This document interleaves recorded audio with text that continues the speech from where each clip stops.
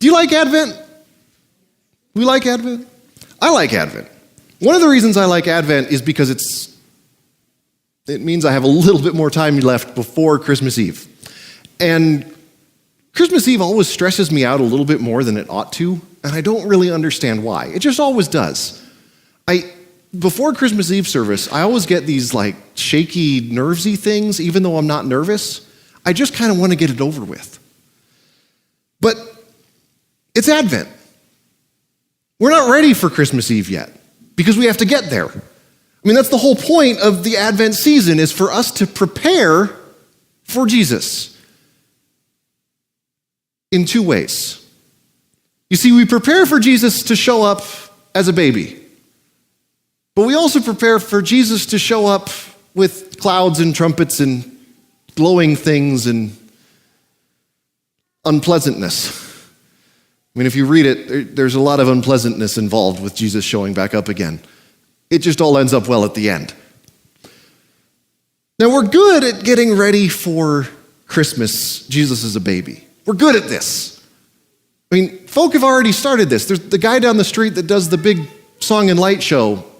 I think he set his stuff up like 2 weeks before Thanksgiving. And it's crazy. I swear he sets up earlier every year. But drive down my street and go check this guy's show out, because it is pretty impressive. Now, a lot of the radio stations, I was listening to the radio on my way back from Thanksgiving dinner, they already started playing Christmas music on Thanksgiving Day on like the pop music station. And I'm going, what in the world? I wanted to listen to Lady Gaga, not Christmas music. What's going on here? I was really perplexed. And then I'm like, no, it's not Christmas yet because we're not ready. But preparing for Christmas, again, we're good at this. We set up the lights. We put up a Christmas tree. We start hanging ornaments. We hang stuff in our windows. We've kind of all got our routine. Mine is pretend Christmas doesn't exist. I don't decorate my house for Christmas.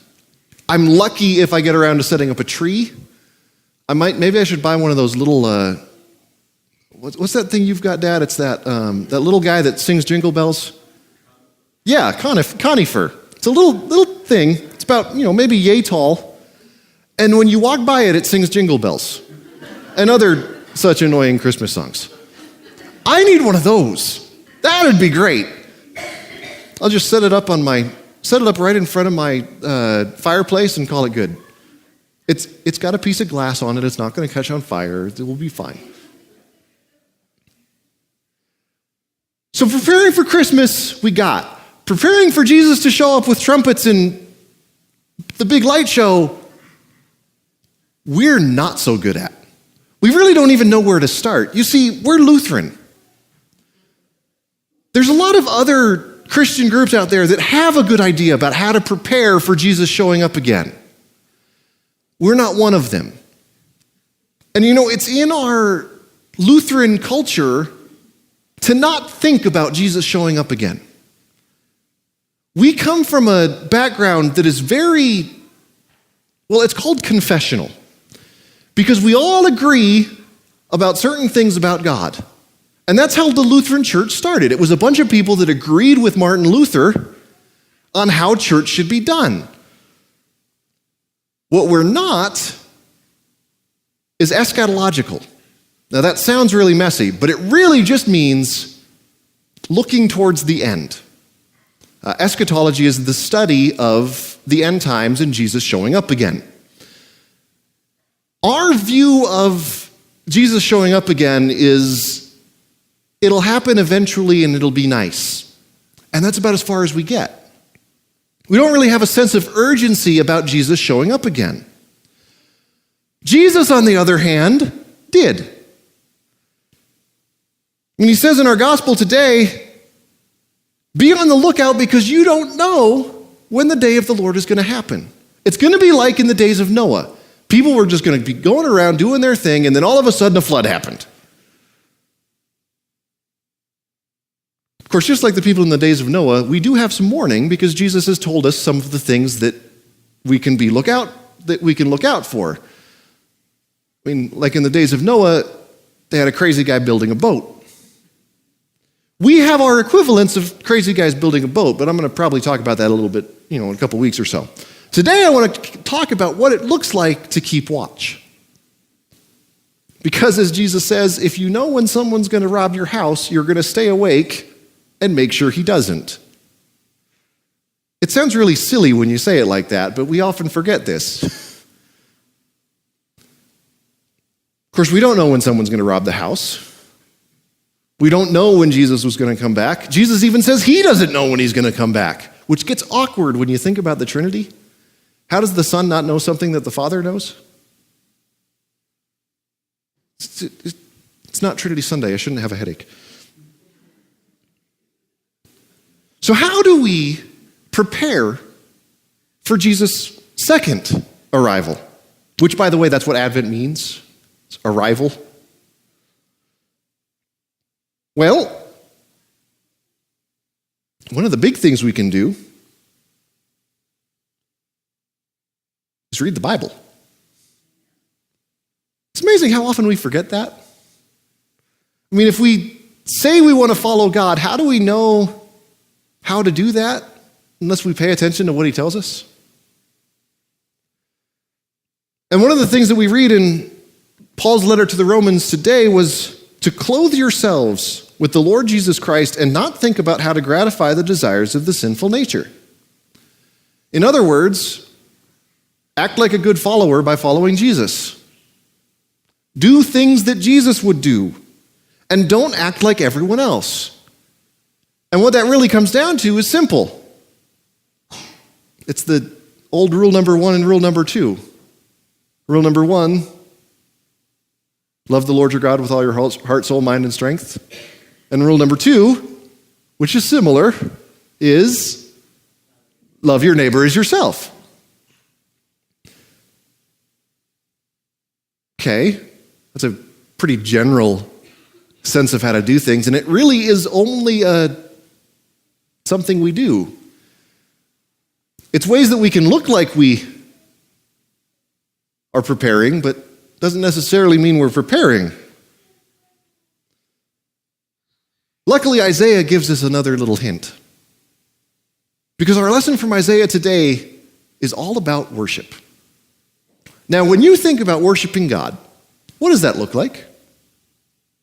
What does it mean to worship God? Does it mean showing up and doing some exercises for an hour every week? Is that what worshiping God is? That's part of it. It's a little itty-bitty part of it. When you think 1 hour out of a week isn't very much.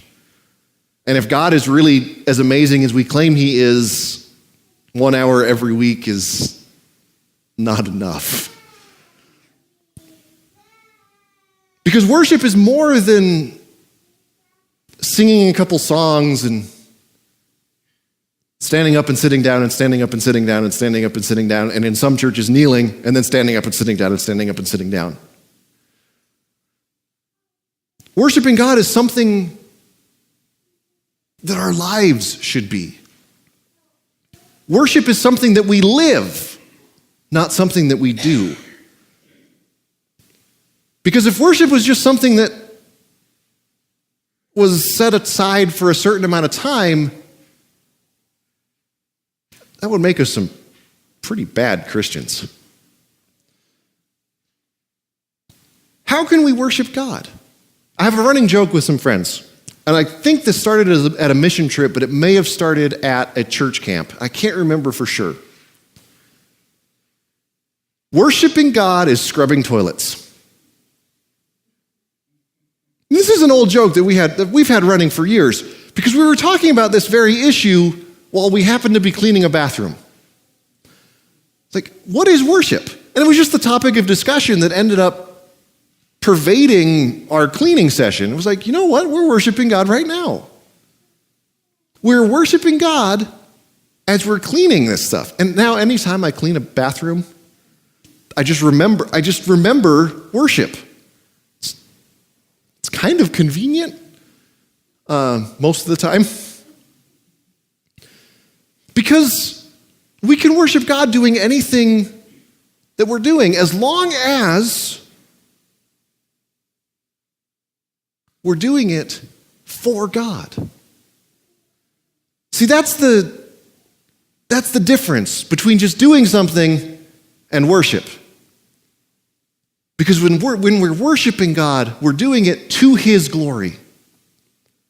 Whether we're here in this place gathered together singing songs, or whether we're scrubbing toilets, raking leaves, driving. How would you drive different if you remembered that you're worshiping God while doing it? I sure would. I am a rather vengeful driver.